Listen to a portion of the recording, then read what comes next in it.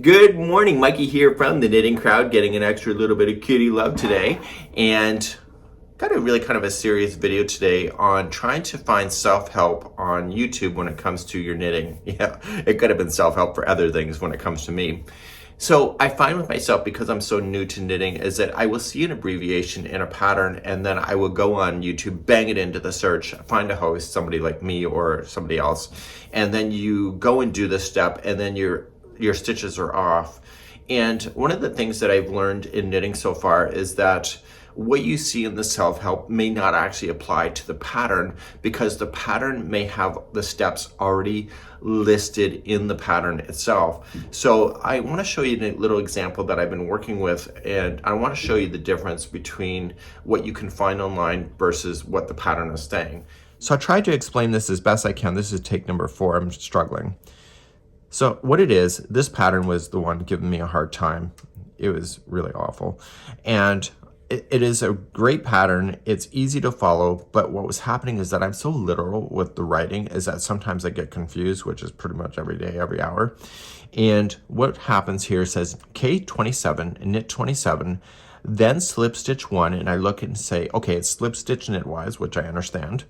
And then it says K2 together, so knit 2 together, and then PSSO, and I'm like, okay, what is PSSO? So it says pass slip stitch over. So I went over to YouTube, banged it in, what is PSSO? Here's the thing, the difference of the host versus the writing.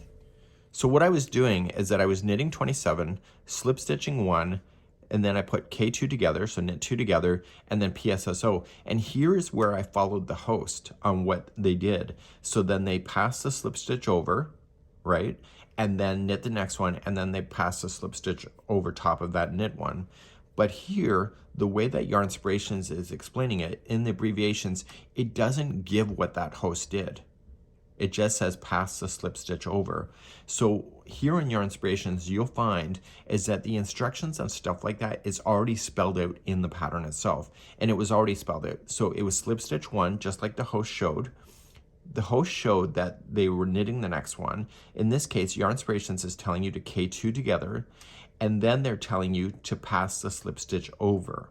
So just be very mindful on patterns like this, is that some of the instructions that we find in the general tutorials on YouTube, they might not actually match exactly what's happening in the pattern. And so Yarnspirations has a tendency to kind of spell things out to make your life easier.